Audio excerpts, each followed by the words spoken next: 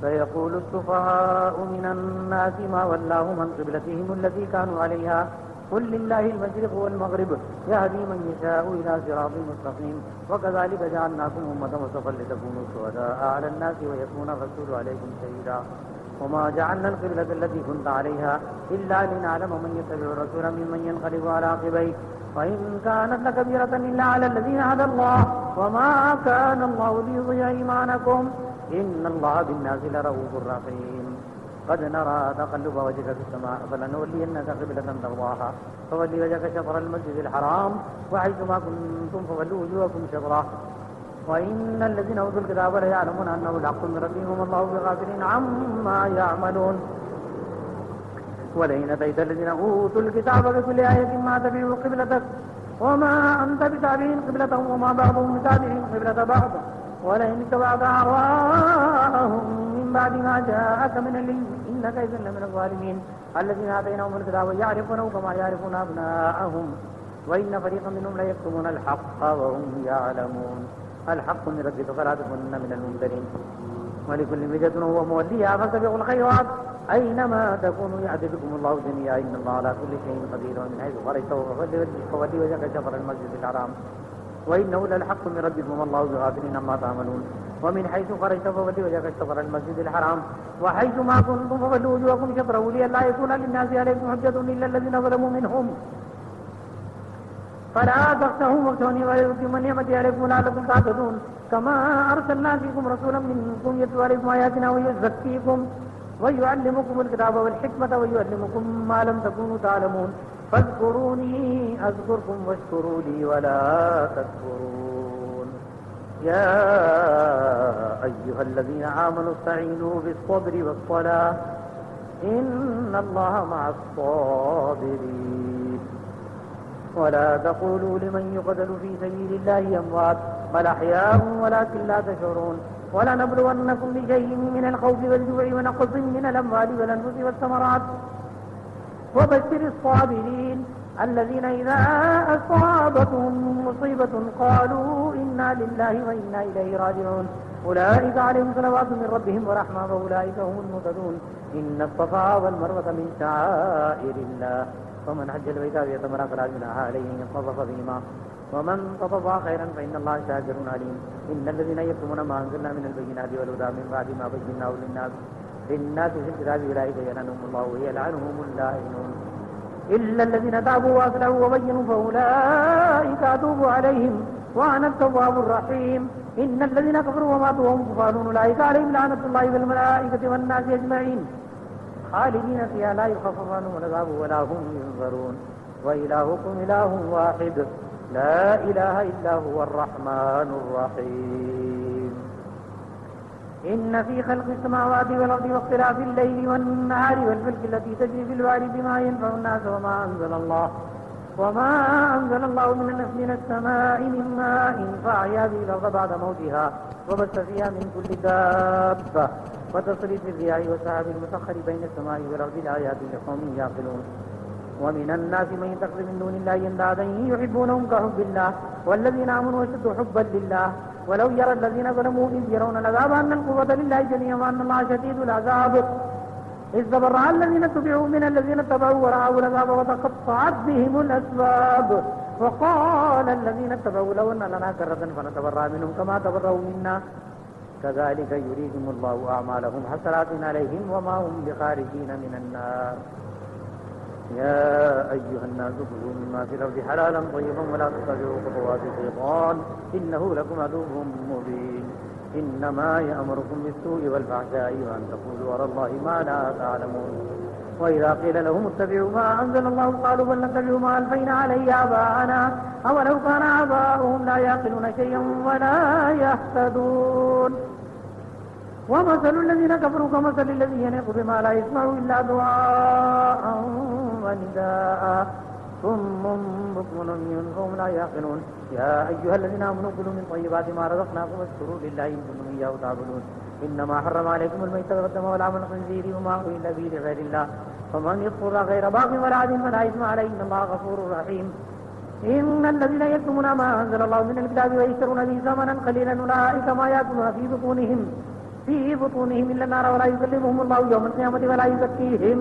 ولهم عذاب أليم. أولئك الذين اشتروا الضلالة بالهدى والعذاب بالمغفرة فما أصبرهم على النار ذلك بأن الله نزل الكتاب بالحق وإن الذين اختلفوا في الكتاب لفي شقاق بعيد. ليس البر أن تولوا وجوهكم قبل المشرق والمغرب ولكن البر من آمن بالله واليوم الآخر والملائكة والكتاب والنبيين وآتى المال على حبه ذوي القربى واليتامى والمساكين وابن السبيل والسائلين وفي الرقاب وأقاموا الصلاة وآتوا الزكاة والموفون بعهدهم إذا عاهدوا والصابرين في البأساء والضراء وحين البأس أولئك الذين صدقوا وأولئك هم المتقون. يا أيها الذين آمنوا كتب عليكم القتال قصاص في القتلى الحر بالحر والعبد بالعبد والأنثى بالأنثى فمن عفي له من أخيه شيء فاتباع بالمعروف وأداء إليه بإحسان ذلك تخفيف من ربكم ورحمة فمن اهتدى بعد ذلك فله عذاب أليم.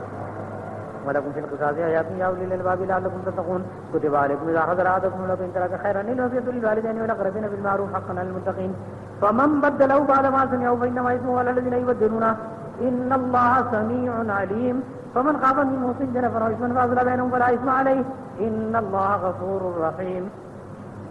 يا أيها الذين آمنوا كتب عليكم الصيام كما كتب على الذين من قبلكم لعلكم تتقون أياما معدودات فمن كان منكم مريضا ولا سفر فعدة من أيام أخر وعلى الذين يطيقونه فدية طعام مسكين فمن تطوع خيرا فهو خير له وأن تصوموا خير لكم إن كنتم تعلمون. شهر رمضان الذي أنزل فيه القرآن هدى للناس وبينات من الهدى والفرقان فمن شهد منكم الشهر فليصمه ومن كان مريضا ولا سفر فعدة من أيام أخر يريد الله بكم اليسر ولا يريد بكم العسر ولتكملوا العدة ولتكبروا الله على ما هداكم ولعلكم تشكرون. وإذا سألك عبادي أني فإني قريب أجيب دعوة الداعي إذا دعاني فليستجيبوا لي وليؤمنوا بي لعلهم يرشدون. أحل لكم ليلة الصيام رفث إلى نسائكم هن لباس لكم وأنتم لباس لهن علم الله أنكم كنتم تختانون أنفسكم فتاب عليكم وعفى عنكم فالآن باشرون وابتغوا ما كتب الله لكم وكلوا واشربوا حتى يتبين لكم الخيط الأبيض من الخيط الأسود من الفجر ثم أتموا الصيام إلى الليل ولا تباشرون وأنتم عاكفون في المساجد تلك حدود الله فلا تقربوها كذلك يبين الله آياته للناس لعلهم يتقون. ولا تأكلوا أموالكم بينكم بالباطل وتصدوا بها إلى المحكام لتأكلوا فريقا من أموال الناس بالإثم وأنتم تعلمون. يسألونك عن الله إلا قل هي مواقيت للناس والحج وليس البر بأن تأتوا البيوت من ظهورها ولكن البر من اتقى وأتوا البيوت من أبوابها واتقوا الله لعلكم تفلحون. وقاتلوا في سبيل الله الذين يقاتلونكم ولا تعتدوا إن الله لا يحب المعتدين واقتلوهم حيث سكنتم وأخرجوهم من حيث أخرجوكم والفتنة وشد من القتل ولا تقاتلوهم عند المسجد الحرام حتى يقاتلوكم فيه فإن قاتلوكم فاقتلوهم كذلك جزاء الكافرين فإن انتهوا فإن الله غفور رحيم. وقاتلوا متى لا تكون فتنة ويكون الدين لله فإن انتهوا فلا عدوان إلا على الظالمين. الشهر الحرام بشهر الحرام والحرمات قصاص ومن اعتدى عليكم فاعتدوا عليه بمثل ما اعتدى عليكم واتقوا الله واعلموا أن الله مع المتقين وأنفقوا في سبيل الله ولا تلقوا بأيديكم إلى التهلكة واحسنوا إن الله يحب المحسنين. وأتموا الحج والعمرة لله فإن أحصرتم فما تيسر من الهدي ولا تحلقوا رؤوسكم حتى يبلغ الهدي معله فمن كان منكم مريضا أو به أذى من رأسه ففدية من صيام أو صدقة أو نسك فإذا أمنتم فمن تمتع بالعمرة إلى الحج فما تيسر من الهدي فمن لم يجد فصيام 3 أيام في الحج و7 إذا رجعتم تلك 10 كاملة ذلك لمن لم يكن أهله حاضر المسجد الحرام واتقوا الله واعلموا أن الله شديد العقاب. الحج أشهر معلومات فمن فرض فيهن الحج فلا رفث ولا فسوق ولا جدال في الحج وما تفعلوا من خير يعلمه الله وتزودوا فإن خير الزاد التقوى واتقون يا أولي الألباب. ليس عليكم جناح أن تبتغوا فضلا من ربكم فإذا أفضتم من عرفات فاذكروا الله عند المشعر الحرام واذكروا كما هداكم إن كنتم من قبله لمن الضالين. ثم أفيضوا من حيث أفاض الناس فاستغفروا الله إن الله غفور رحيم. فإذا قضيتم مناسككم فاذكروا الله كذكركم آباءكم وأشد ذكرا فمن الناس من يقول ربنا آتنا في الدنيا وما له في الآخرة من خلاق ومنهم من يقول ربنا آتنا في الدنيا حسنة وفي الآخرة حسنة فمنهم من يقول ربنا آتنا في الدنيا حسنة وفي الآخرة حسنة وقنا عذاب النار أولئك لهم نصيب مما كسبوا والله سريع الحساب.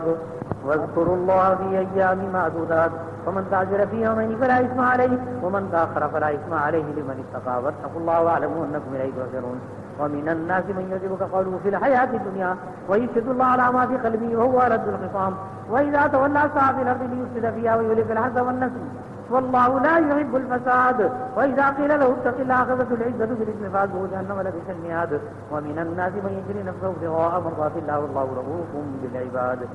يا أيها الذين آمنوا ادخلوا في السلم كافة ولا تتبعوا خطوات الشيطان إنه لكم عدو مبين. فإن زللتم من بعد ما جاءتكم البينات فاعلموا أن الله عزيز حكيم. هل ينظرون إلا أن يأتيهم الله في ظلل من الغمام والملائكة وقضي الأمر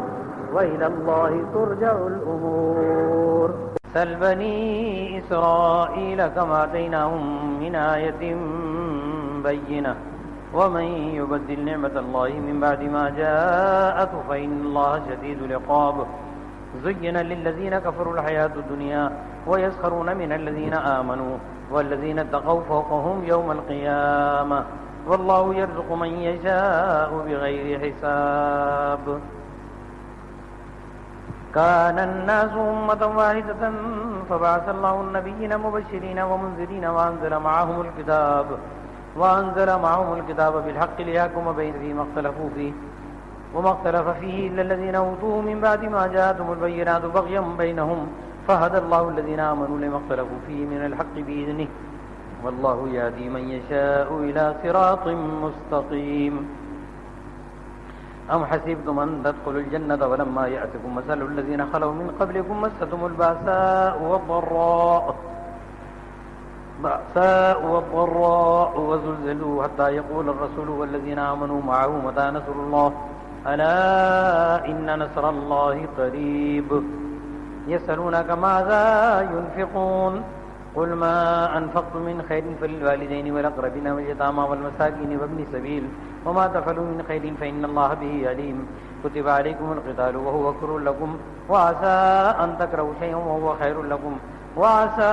أن تحبوا شيئا وهو شر لكم والله يعلم وأنتم لا تعلمون. يسألونك عن الشهر الحرام قتال فيه قل قتال فيه كبير وصد عن سبيل الله وكفر به والمسجد الحرام وإخراج أهله منه أكبر عند الله والفتنة أكبر من القتل ولا يزالون يقاتلونكم حتى يردوكم عن دينكم إن استطاعوا ومن يرتد منكم عن دينه فيموت وهو كافر فأولئك حبطت أعمالهم في الدنيا والآخرة وأولئك أصحاب النار هم فيها خالدون. إن الذين آمنوا والذين هاجروا وجاهدوا في سبيل الله أولئك يرجون رحمة الله والله غفور رحيم. يسألونك عن الخمر والميسر قل فيهما اسم كبير ومنافع للناس واسمهما أكبر من نفعهما ويسألونك ماذا ينفقون قل العفو كذلك يبين الله لكم الآيات لعلكم تتفكرون في الدنيا والآخرة. ويسألونك عن اليتامى قل إصلاح لهم خير وإن تخالفوهم فإخوانكم والله يعلم المفسد من المصلح ولو شاء الله لأعنتكم إن الله عزيز حكيم. ولا تنكحوا المشركات حتى يؤمنوا ولأمة مؤمنة خير من مشركة ولو أعجبتكم ولا تنكحوا المشركين حتى يؤمنوا ولعبد مؤمن خير من مشرك ولو أعجبكم أولئك يدعون إلى النار والله يدعو إلى الجنة والمغفرة بإذنه ويبين آياته للناس لعلهم يتذكرون. ويسألونك عن المحيض قل هو أذى فاعتزلوا النساء في المحيض ولا تقربوهن حتى يطهرن فإذا تطهرن فأتوهن من حيث أمركم الله إن الله يحب التوابين ويحب المتطهرين. نساؤكم حرث لكم فأتوا حرثكم أنى شئتم وقدموا لأنفسكم واتقوا الله واعلموا أنكم ملاقوه وبشر المؤمنين. ولا تجعلوا الله عرضة لأيمانكم أن تبروا وتتقوا وتصلحوا بين الناس والله سميع عليم. لا يؤاخذكم الله باللغو في أيمانكم ولكن يؤاخذكم بما كسبت قلوبكم والله غفور حليم. للذين يولون من نسائهم تربص 4 أشهر فإن فاءوا فإن الله غفور رحيم وإن عزموا الطلاق فإن الله سميع عليم. والمطلقات يتربصن بأنفسهن 3 قروء ولا يحل لهن أن يكتمن ما خلق الله في أرحامهن إن كن يؤمن بالله واليوم الآخر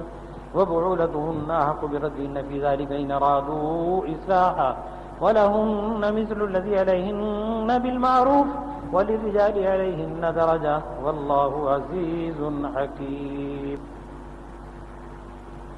الطلاق مرتان فإمساك بمعروف أو تسريح بإحسان ولا يحل لكم أن تأخذوا مما آتيتموهن شيئا إلا أن يخافا ألا يقيما حدود الله فإن خفتم ألا يقيما حدود الله فلا جناح عليهما فيما افتدت به تلك حدود الله فلا تعتدوها ومن يتعد حدود الله فأولئك هم الظالمون. فإن طلقها فلا تحل له من بعد حتى تنكح زوجا غيره فإن طلقها فلا جناح عليهما أن يتراجعا إن ظنا أن يقيما حدود الله وتلك حدود الله يبينها لقوم يعلمون. وإذا طلقتم النساء فبلغن أجلهن فأمسكوهن بمعروف أو سرحوهن بمعروف ولا تمسكوهن ضرارا لتعتدوا ومن يفعل ذلك فقد ظلم نفسه ولا تتخذوا آيات الله هزوا واذكروا نعمة الله عليكم وما أنزل عليكم من الكتاب والحكمة يعظكم به واتقوا الله واعلموا أن الله بكل شيء عليم. وإذا طلقتم النساء فبلغن أجلهن فلا تعذروهن أن ينكحن أزواجهن إذا تراضوا بينهم بالمعروف ذلك يوعظ به من كان منكم يؤمن بالله واليوم الآخر ذلكم أزكى لكم وأطهر والله يعلم وأنتم لا تعلمون. والوالدات يرضعن أولادهن حولين كاملين لمن أراد أن يتم الرضاعة وعلى المولود له رزقهن وكسوتهن بالمعروف لا تكلف نفس إلا وسعها لا تضار والدة بولدها ولا مولود له بولده وعلى الوارث مثل ذلك فإن أرادا فصالا عن تراض منهما